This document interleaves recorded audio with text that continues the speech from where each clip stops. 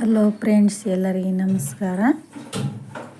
ಇವತ್ತು 5:30 ಆಗೈತೆ ನೋಡ್ರಿ. ನಾನು ಎದ್ದೀನಿ ಇವಾಗ ಎದ್ದು ಇಡ್ಲಿ ಸಾಂಬಾರು ಚಟ್ನಿ ಮಾಡ್ಬೇಕು ಇವತ್ತು ನಾನು. ಹಂಗಾಗಿ ಸಾಂಬಾರಿಗೆ ಬ್ಯಾಳೆ ತೊಳ್ಕೊಳಕತ್ತೀನಿ ನೋಡ್ರಿ. ನಾನು ಅಷ್ಟೇ ಗ್ಯಾಸ್ ಒರೆಸ್ಕೊಂಡು ಅಡುಗೆ ಮಾಡ್ಬೇಕಂತ ಬ್ಯಾಳೆ ತೊಳೆದಿಟ್ಟಿನಿ ನೋಡ್ರಿ. ಇವಾಗ ಒಂದು ಸ್ವಲ್ಪ ಸೊಪ್ಪು, ಪಾಲಕ್ ಸೊಪ್ಪು, ಟಮಾಟಿ ಹಾಕ್ತೀನಿ ನೋಡ್ರಿ. ನಾನು ಇವಾಗ ಒಂದು 2 ಸ್ಪೂನ್ ಎಣ್ಣೆ ಹಾಕ್ಬೇಕು ನೋಡ್ರಿ ಇದಕ್ಕೆ. ಹಾಗಂದ್ರೆ ಬೇಗ ಕುದೀತೈತೆ ರೀ ಬ್ಯಾಳೆ, ಮೆತ್ತಗೆ ಬೇಯಿಸಿ ಕುದೀತೈತೆ ನೋಡ್ರಿ. ಒಂದು 2 ಸ್ಪೂನ್ ಎಣ್ಣೆ ಹಾಕ್ಬೇಕು ರೀ. ಇವಾಗ ನಾನು ಅರಿಶಿಣ ಪುಡಿ ಹಾಕ್ತೀನಿ ರೀ. ಇದಕ್ಕೆ ಖಾರದ ಪುಡಿ ಹಾಕ್ತೀನಿ ರೀ.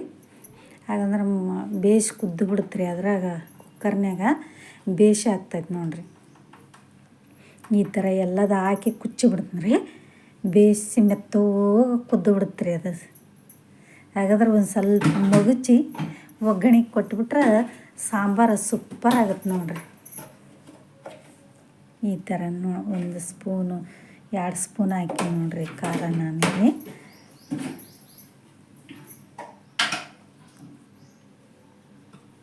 ಒಂದು 2 ಸ್ಪೂನ್ ಎಣ್ಣೆ ಹಾಕಿ ನೋಡ್ರಿ ನಾನಿಲ್ಲಿ. ಕುಕ್ಕರ್ ಕ್ಲೋಸ್ ಮಾಡೋದು ನೋಡ್ರಿ. ಹಾಕಿ ಕುಕ್ಕರ್ ಕ್ಲೋಸ್ ಮಾಡಿ ಒಂದು 3 ವಿಜಿಲ್ ಹೊಡಿಸ್ಬಿಟ್ರೆ ಮೆತ್ತ ಕುದ್ದು ಬಿಡುತ್ತೆ ನೋಡ್ರಿ ಬೇಳೆ. ಬೇಗ ಆಗಿಬಿಡುತ್ತೆ ರೀ ಸಾಂಬಾರು.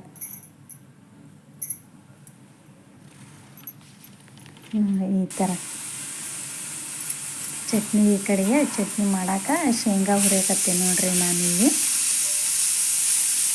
ಶೇಂಗಾ ಅದ್ರಾಗ ಒಂದೇ ಮೆಣಸಿನ್ಕಾಯಿ, ನನ್ನ ಮಕ್ಳು ಖಾರ ತಿನ್ನಂಗಿಲ್ಲ ರೀ. ಹಾಗಾಗಿ ಒಂದು ಮೆಣಸಿನ್ಕಾಯಿ ಶೇಂಗಾ ಹಾಕಿ ಹುರಿಯಕತ್ತೀನಿ ನೋಡ್ರಿ ನಾನಿಲ್ಲಿ. ಅದಕ್ಕೊಂದು ಸ್ವಲ್ಪ ಪುದೀನ, ಕೊತ್ತಂಬರಿ ಎಲ್ಲ ಹಾಕಿ ಹುರ್ಕೊಳಕತ್ತೀನಿ ನೋಡ್ರಿ ಇಲ್ಲಿ ನಾನು. ಇವಾಗ ಒಂದು ಸ್ವಲ್ಪ ಉರಿಬೇಕು ರೀ ಅದನ್ನ. ಇಲ್ಲಿ ಪುದೀನ ಹಾಕಕತ್ತೀನಿ ರೀ ನಾನಿಲ್ಲಿ. ಒಂದು ಸ್ವಲ್ಪ ಕರಿಬೇವನ್ನ ಎಲ್ಲದು ಹುರ್ಕೋಬೇಕು ರೀ. ಅದನ್ನು ಹಂಚಿನಾಗ ಒಂದು ಸ್ವಲ್ಪ ಹುರ್ಕೊಂಡ್ರೆ ಸೂಪರ್ ಆಗುತ್ತೆ ರೀ ಚಟ್ನಿ ನೋಡ್ರಿ. ಈ ಥರ ಎಲ್ಲ ಹುರ್ಕೊಳಕತ್ತೀನಿ ನೋಡ್ರಿ ನಾನು. ಸೇಮ್ ಹೋಟ್ಲದಂದಾಗ ಆಗುತ್ತೆ ನೋಡ್ರಿ ಚಟ್ನಿ. ಇದಕ್ಕೊಂದು ಸ್ವಲ್ಪ ಒಂದು 2 ಸ್ಪೂನ್ ಅಷ್ಟು ಪುಟಾಣಿ ಹಾಕ್ಬೇಕು ನೋಡ್ರಿ. ಪುಟಾಣಿನ ಒಂದು ಸ್ವಲ್ಪ ಬೆಚ್ಚಗೆ ಮಾಡ್ಕೋಬೇಕು ರೀ. ಸಣ್ಣ ಉರಿಯಾಗಿ ಹುರ್ಕೋಬೇಕು ರೀ ಅವನು ಕೂಡ. ಹಾಗಂದ್ರೆ ಬೇಯಿಸಿ ಆಗ್ತದೆ ನೋಡ್ರಿ. ಏನು ಶೇಂಗಾ ಇದನ್ನು ಹಾಕಿಲ್ಲ ರೀ ನಾನು, ಕೊಬ್ಬರಿ ಹಾಕಿಲ್ಲ, ಶೇಂಗಾ ಪುಟಾಣಿ ಹಾಕಿ ನೋಡ್ರಿ. ಒಂದು ಸ್ವಲ್ಪ ಹಾಕ್ತೀನಿ ನೋಡ್ರಿ ಪುಟಾಣಿನ. ಅದನ್ನು ಕೂಡ ಹುರ್ಕೊಂಡಿ ನೋಡ್ರಿ. ಜೀರಿಗೆ ಹಾಕ್ತೀನಿ ರೀ ನಾನು. ಒಂದು ಸ್ವಲ್ಪ ಜೀರಿಗೆ ಕೂಡ ಹುರ್ಕೊತೀನಿ ನೋಡ್ರಿ ನಾನು.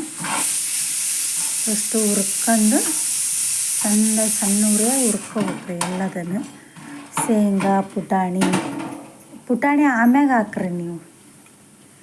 ಬೇಗ ಇಲ್ಲಾಂದ್ರೆ ಬೇಗ ಒತ್ತಿ ಬಿಡ್ತಾವ್ರಿ ಅವು ಪುಟಾಣಿ. ಹಾಗಾಗಿ ಆಮ್ಯಾಗ ಹಾಕ್ತೀವ್ರಿ. ಸಾಂಬಾರಿಗೆ ಒಗ್ಗರಣೆ ಕೊಡಕತ್ತೀನಿ ನೋಡ್ರಿ ನಾನು.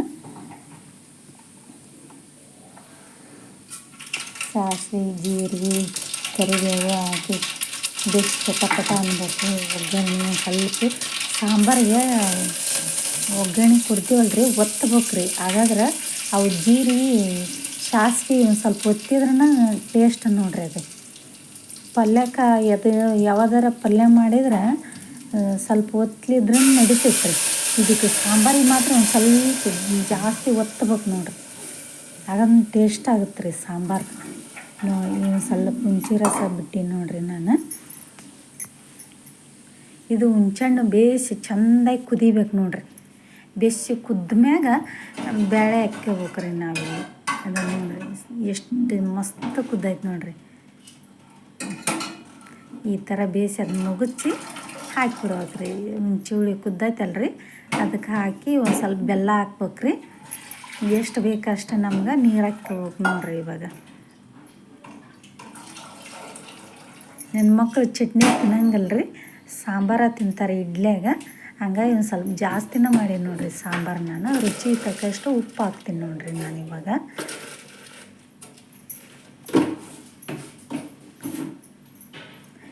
ಏನ ಮಾಡಲಿ ರೀ ನೀವು ಹುಣ್ಸೆಹಣ್ಣು ಹಾಕ್ತೀರಿ ಅಂದ್ರೆ ಒಂದು ಸ್ವಲ್ಪ ಬೆಲ್ಲ ಹಾಕ್ರಿ.